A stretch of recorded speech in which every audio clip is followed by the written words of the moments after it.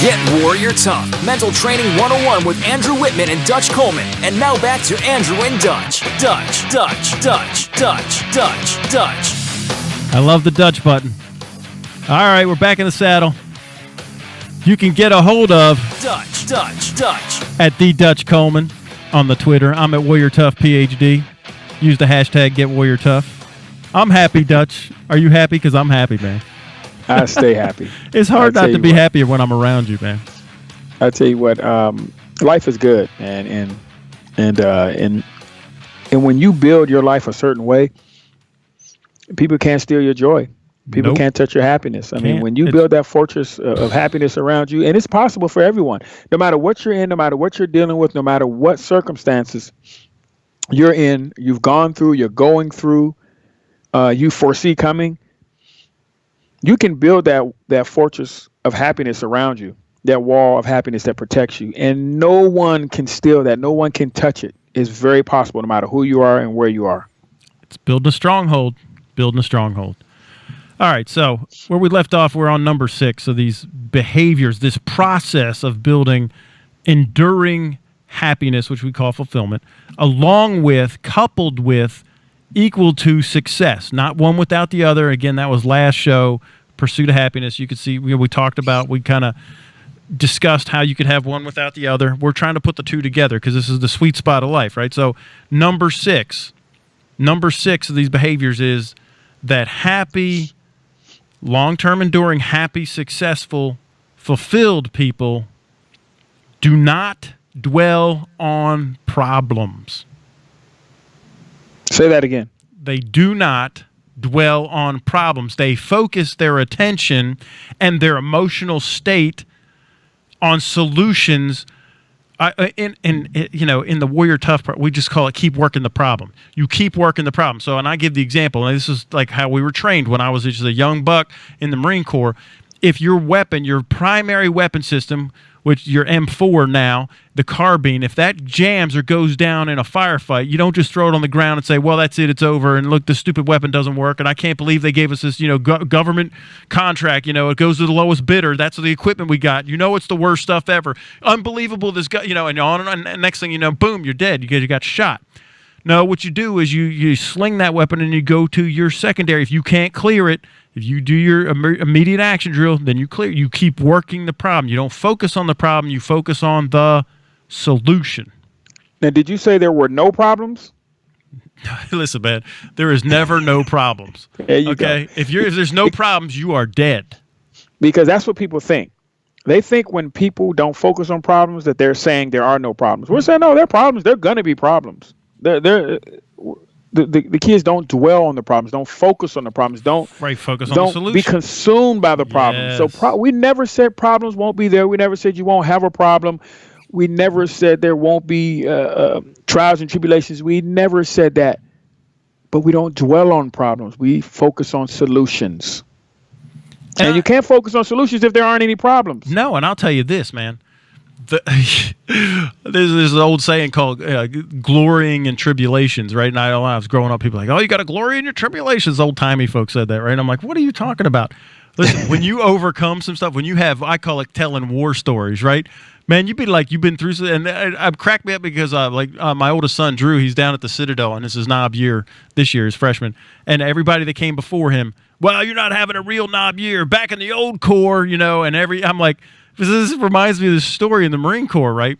That in 1775, the Marine Corps was birthed in a place called Tun Tavern in Philadelphia. And the story goes that the very first Marine was there recruiting, and he signed his first recruit up. He said, hey, if you sign up, it'll be 4 years. You get $700 for the entire 4 years, and you get 1 pint of ale. He's like, all right, sign me up. So the next day they're in there, and now he's the guy. He's the second day on the job. There's 2 Marines there, and the second day on the job, the guys, he's with them, and they're signing up. And he said, hey, he's talking to another recruit. He said, if you sign up, it's 4 years and $700 for the whole 4 years, and if you sign up today, you'll get 2 pints of ale. And the guy that signed up yesterday said, yeah, back in the old Corps, we only got 1 pint. which was the day before. And this is what right. This is glorying in tribulations, right? So back in my day, right? That's why your grandparents would be like, we walked uphill both ways to school, barefoot with rocks in our pockets that we had to put on the wood stove because we couldn't afford gloves. And right, this is what glorying in tribulations is, which is a wonderful thing because what you're doing is focusing on the solutions and how you overcame problems. And there's an enormous amount of joy that comes from solving hard problems. Mm-hmm. And that story is so appropriate, man. I love it because that's what we do.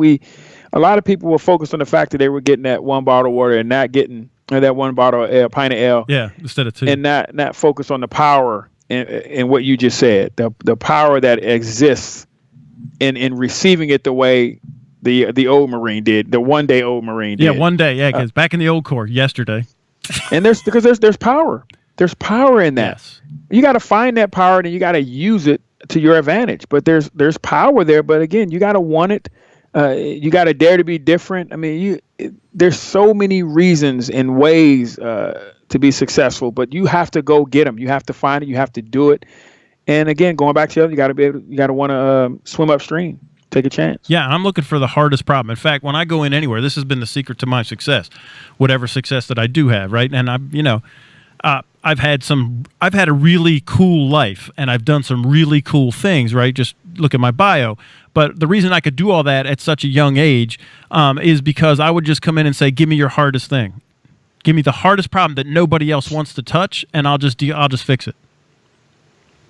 I mean, and then they were, they call you the magic man, the fireman, the cleaner, the fixer. Yes, yes, yes. Thank you. Mm-hmm.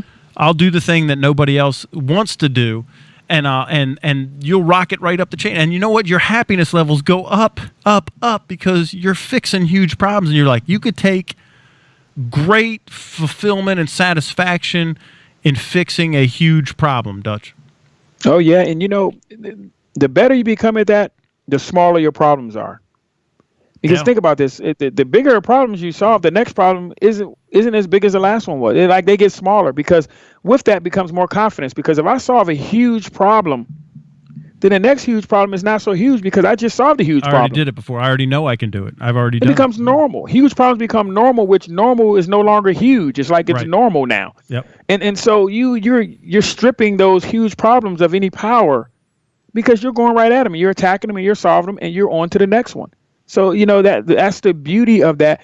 As you go through more problems, you solve problems, you attack problems, you're aggressive with problems. You're stripping them of the very thing that makes them huge and makes them hard and makes them scary. You're taking all that away from it. Right, and that's so. And you're focusing all of your attention and your emotional energy and your mental energy and your physical energy on solutions. It's awesome. All right, number 7, Dutch.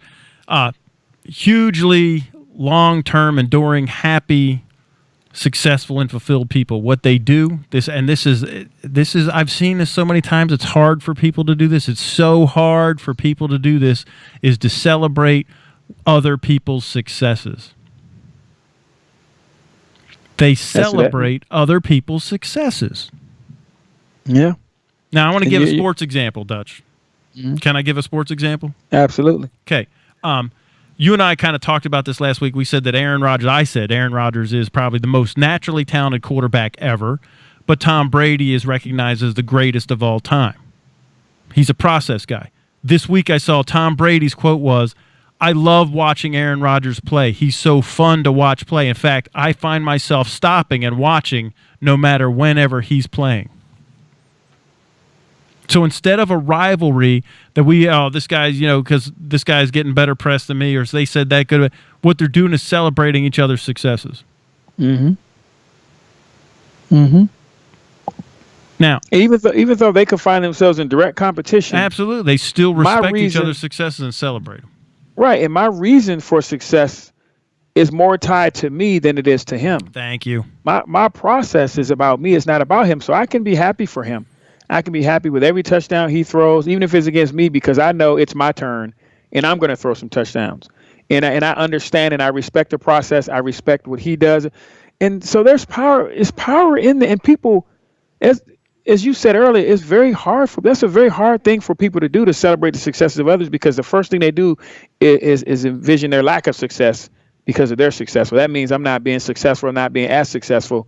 Well, why can't that be the reason I'm more successful? Why can't I build upon their success, or their success be the reason that I know it's possible now? I can gain energy in the fact that I know it's possible because he did it.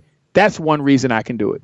Absolutely. And you just hit on something, because what you're saying is, and again, this is what we teach, that's a red flag for me. If you're jealous of somebody else's success, you're critical of somebody else's success, it's a red flag for me that you have self-esteem issues, that you don't know who you are, you have not accepted yourself, and it's a red flag for me that you got issues with your own insecurities, that you're not confident in your own abilities or your process or the levels that you're not doing the work, that you're mad about somebody else's success. Mm-hmm. I mean, if you think about it, even the football example, if Tom Brady his goal was to throw 50 touchdowns and Aaron Rodgers threw 50, I guarantee you there was a part of him that said, man, I love to throw 50 touchdowns. Oh, is that possible? Is that even possible? You know what? I'm going to do it. Well, now he just made me see that it's possible. So now my goal is 55 because I saw that 50 was possible. So I'm like, oh, well, now my goal is 55 now because I saw that was possible when 50 looked like the impossible.